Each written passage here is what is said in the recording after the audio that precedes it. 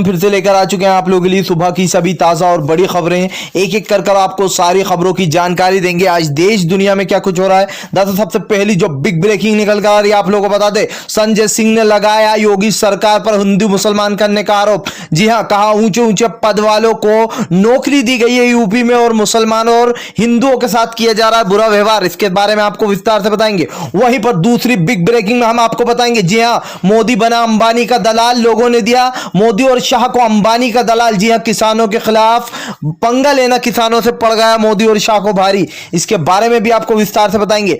वहीं पर तीसरी बिग ब्रेकिंग में हम आपको बताएंगे, कांग्रेस ने फिर से बोला एक बार मोदी सरकार पर अपना हमला। कहा देश में जात पात फैला रही है मोदी सरकार। जी हां, बुरी तरीके से लोगों की किरकिरी। इसके बारे में भी आपको विस्तार से बताएंगे। वहीं पर चौथी बिग ब्रेकिंग में हम आपको बताएंगे, रविश कुमार ने बोला गोदी मीडिया पर अपना हमला। कहा गोबर छाप रही है गोदी मीडिया, हिंदू मुसलमान जातिवाद पर उतर आई है। जी हां, गोदी मीडिया का साथ छोड़े। इसके बारे में भी विस्तार से बताएंगे, क्या कुछ भड़कते हुए नजर आए रविश कुमार। वहीं पर अगली बड़ी खबर में हम आपको बताएंगे, कृष्ण जन्मभूमि को लेकर एक बार फिर से भड़के असदुद्दीन ओवैसी। कहा आज देश में भाईचारे की जरूरत है, लेकिन गोदी मीडिया और मोदी सरकार ने जात पात फैला दिया। जी हां, हिंदू राष्ट्र बनाने की तैयारी चल रही है इंडिया को। इसके बारे में आपको विस्तार से बताएंगे, कैसे भड़कते हुए नजर आए असदुद्दीन ओवैसी।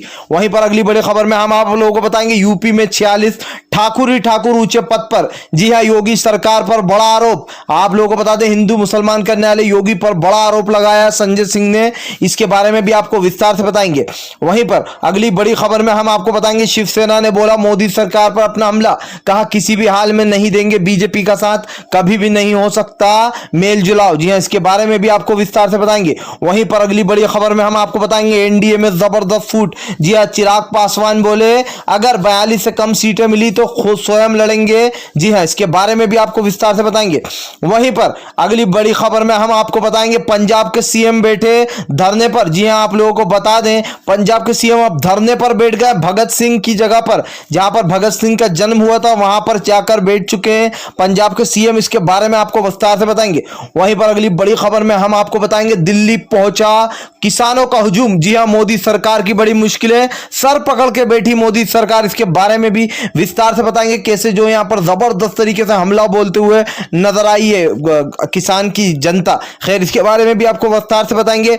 वहीं पर अगली बड़ी खबर में हम आपको बताएंगे, एक बार फिर से भड़की ममता बनर्जी।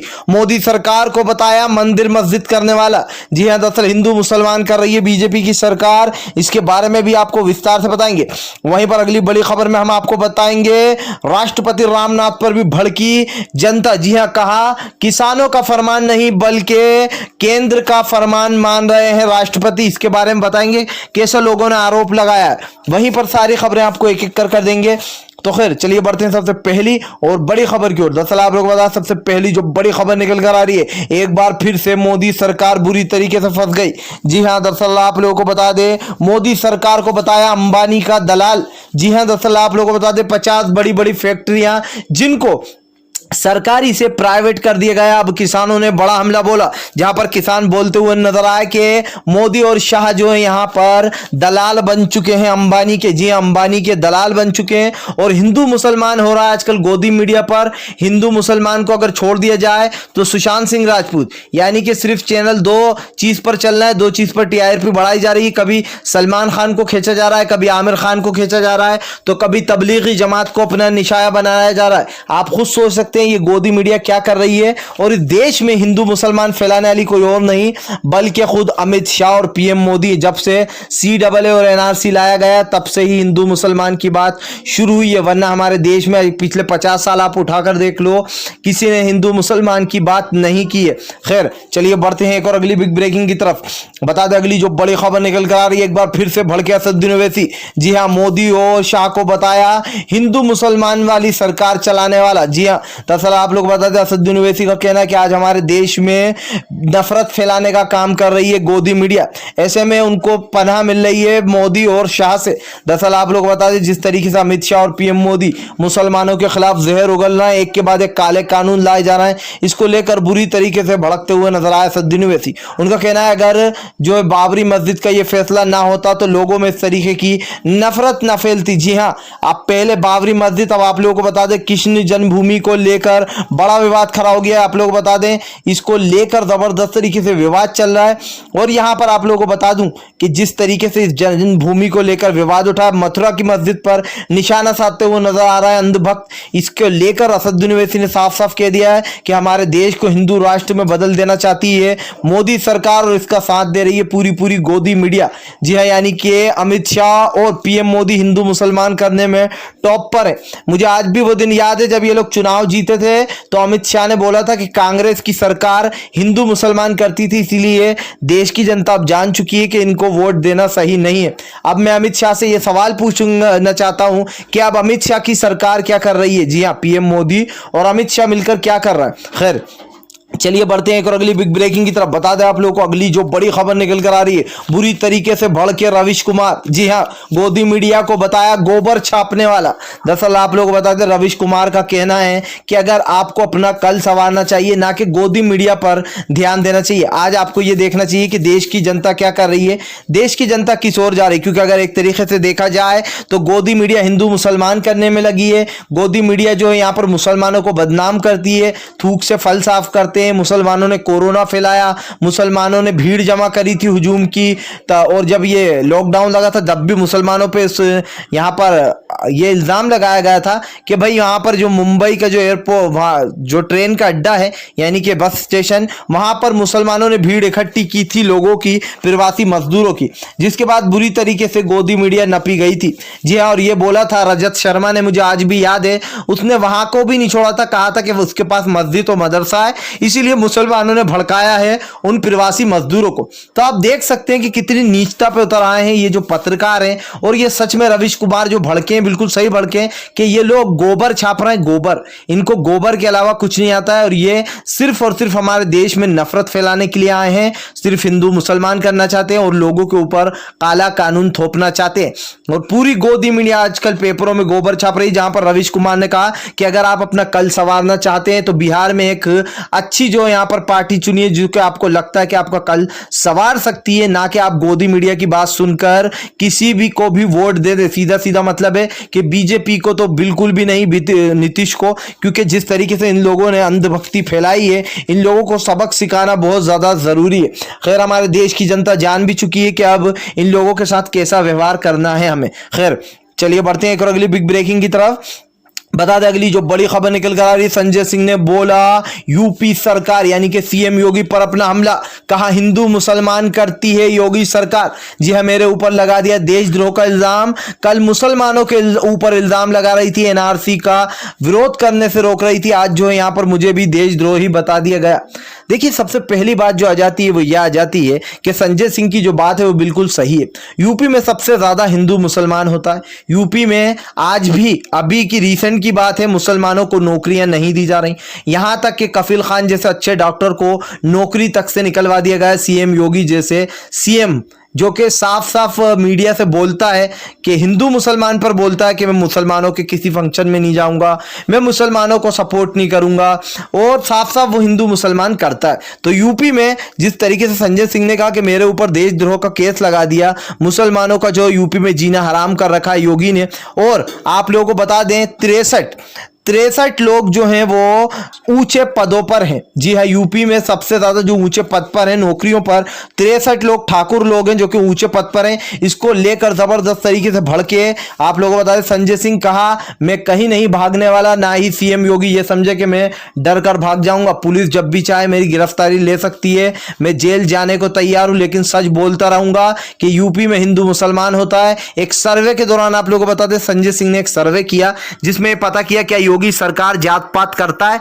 तो इससे आप लोगों को बता दें 63% लोगों ने कहा हाँ और 29% लोगों ने कहा नहीं। तो अब आप सोच सकते हैं कि 63% लोगों ने, 63% जो लोग थे उन्होंने साफ साफ कहा है कि योगी सरकार जात पात करता है। और ये सबको पता है कि वो हिंदू मुसलमान करता है, वो जो यहाँ पर देश की जनता को बेवकूफ बनाने की कोशिश कर रहा है। लेकिन आने वाले समय में इसको भी जनता 2022 में उखाड़ कर ना फेंक दे तो आप बोलना योगी का बहुत ही ज्यादा बंद कानून फैल चुका है। यूपी में आने वाले समय में योगी सरकार बुरी तरीके से खाने वाली है मात।